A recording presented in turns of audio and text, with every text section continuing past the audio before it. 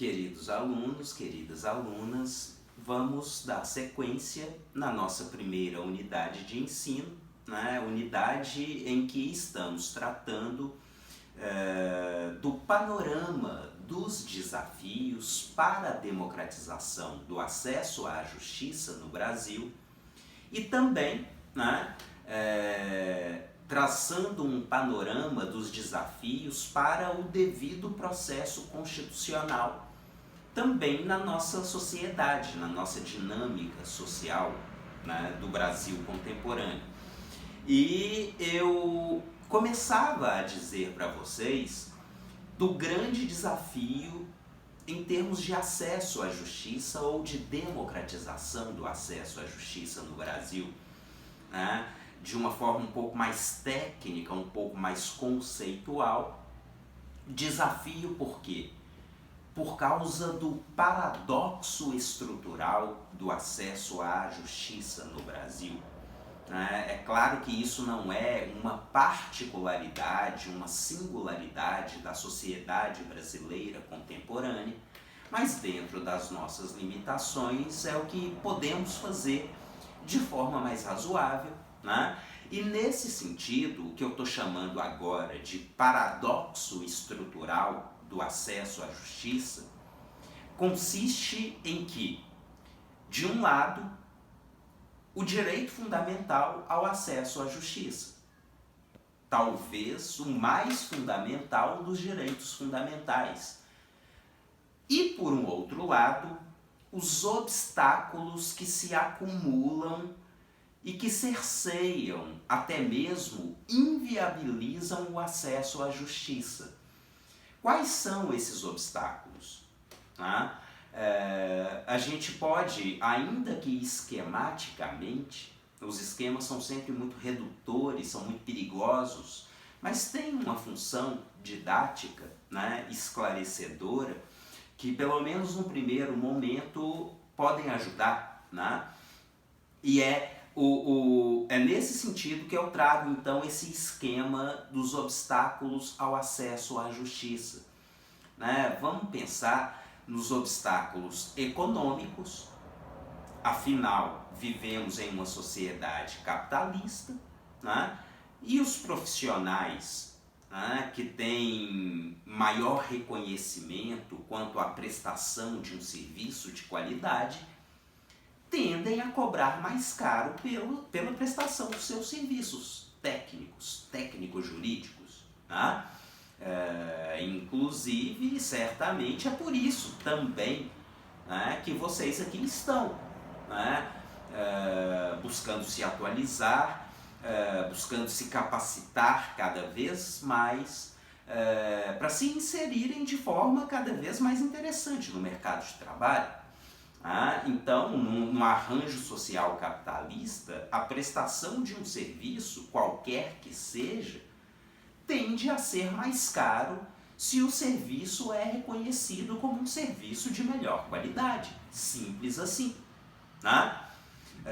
Daí o primeiro e indesprezível obstáculo ao acesso à justiça numa dinâmica social como a nossa, né?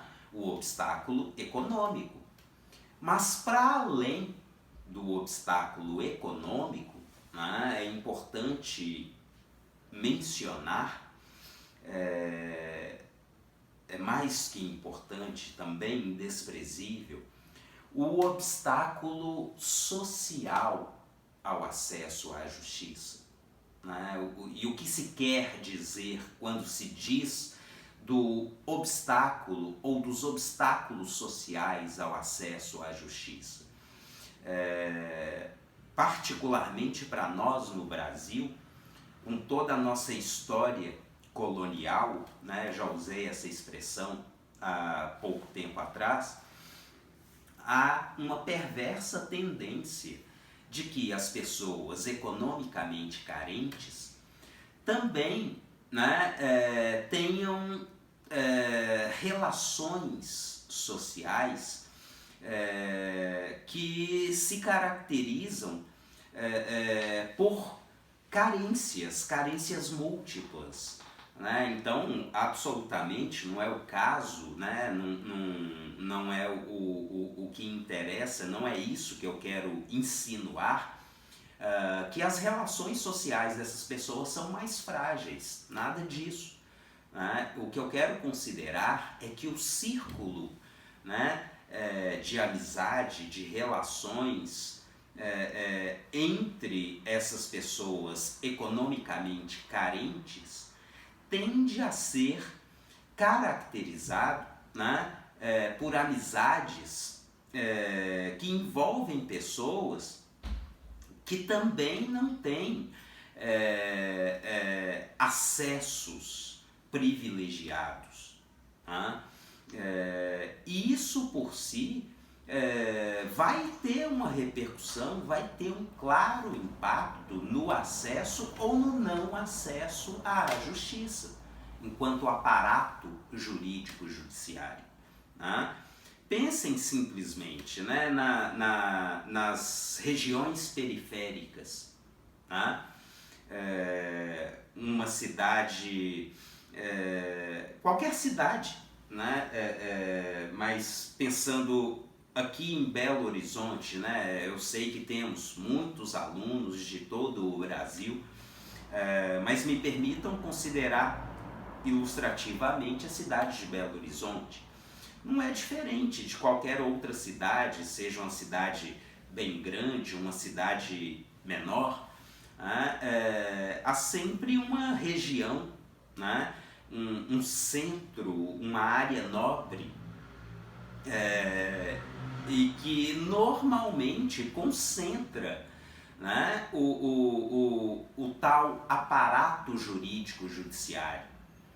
Né? A tendência histórica é que a área forense, onde se localizam os fóruns, tribunais, onde se concentram a maior parte dos escritórios de advocacia, Ministério Público, defensorias públicas e por aí vai, né?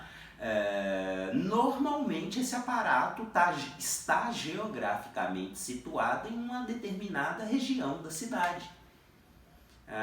Então simples assim, né? Porque dependendo da região onde o cidadão reside, a simples localização geográfica repercute, tem um impacto no sentido de dificultar o acesso à justiça. E o que é mais dramático, né, a partir dessa primeira consideração, os amigos, que inclusive podem ser, né, muito mais amigos solidários, né, que essa pessoa tem, há uma tendência muito forte de que entre aqueles amigos não existam profissionais do direito, não existam estudantes de direito. Né? Isso por si vai ter um claro impacto no acesso à justiça também. Né? Se a gente considera que esse acúmulo um tanto perverso no que tange à carência econômica e à carência de relações sociais privilegiadas, né, se encontram, se harmonizam, né, se conectam, se compatibilizam de alguma maneira, a gente vai perceber que é muito possível, provável, que essas pessoas que vivem nas regiões periféricas tenham empregos precários, subempregos. Né? Logo, se precisam perder um dia de trabalho para ir ao fórum, aos juizados especiais, né? Isso vai ser um problema muito sério para aquela pessoa. Né? Então é aí que a gente percebe que esse obstáculo ele vai ganhando maiores proporções. E para além do obstáculo econômico e do obstáculo social, temos que considerar também o obstáculo cultural, que vai ter efetivamente um impacto muito forte no acesso, ou talvez melhor, no não acesso à justiça. Porque quando a gente fala da questão cultural, a gente está falando da questão do conhecimento, da questão do domínio de informações. Né? E me permitam, é claro que isso é inclusive um tanto estigmatizante, né?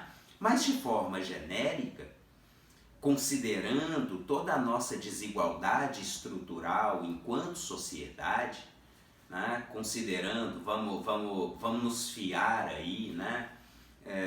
Em um sociólogo muito importante chamado Gessé Souza, né? Que nas suas pesquisas fala, né, da subcidadania no Brasil, fala de uma ralé estrutural, no sentido de todo um contingente, toda uma vasta parcela da sociedade que ele chama de ralé e de subcidadãos, né?